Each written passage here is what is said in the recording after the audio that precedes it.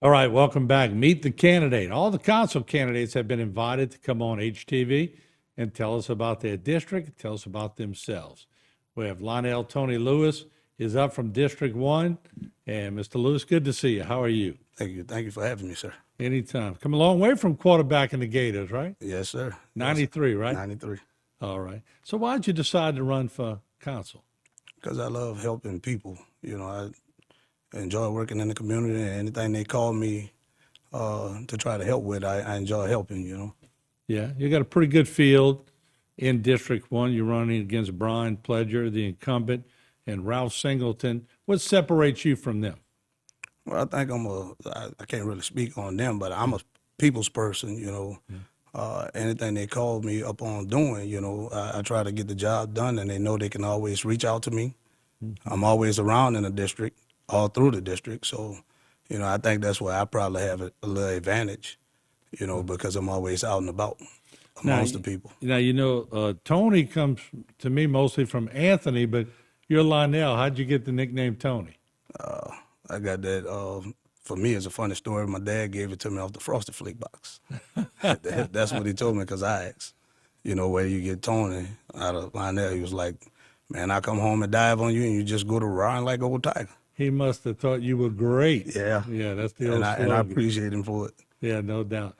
All right, so District 1, of course, I had so many times on here, John Navy and others talking about District 1 and a lot of needs in that area. What are some of the needs you see in District 1 as you talk to the people? Well, when I speak with the constituents in District 1, they always, one of the things that come to mind is police relationships. The police relationship, we don't have it like we used to have it back in the day where you know the cop name, the cop knew you, they interact with the community, that's the thing that I want to bridge the gap on that.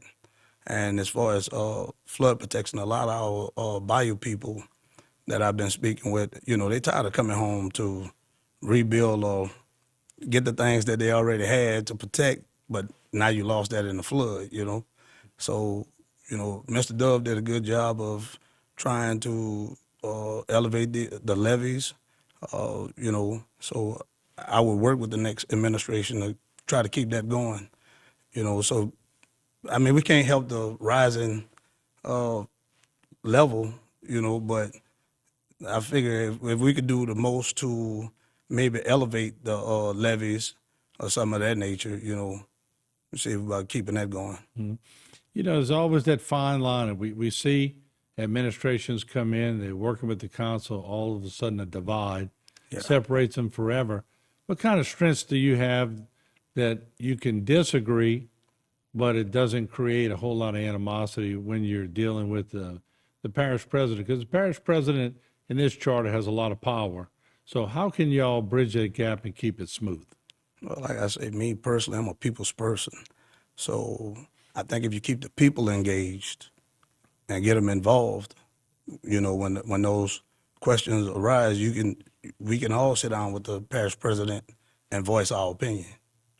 I think that's probably where it starts. I don't think a lot of people want to get involved in the politic game, not knowing that it's mainly you guys. It's y'all decision. We going off of what you guys tell us. So if I could get you involved, which I plan to, I am the people's voice, so I plan to get them involved and keep them engaged and let them know what's going on in the district rather than you hearing about it. And now if you heard wrong, got wrong information, now it's all over your district wrong. So I plan if you heard it from me, then you know it's right. I can say this honestly, because as a young child, I went with Dad, and he collected his premiums a lot in District 1. But for years, those areas, and mainly the black communities, got a bad rap when at the same time, we had people in largely white communities not getting the same bad rap, and they were doing a lot of the same things. Yeah. So a lot of it is changing the outlook or changing the reputation of an area. And I think Councilman Navy did a great job at that.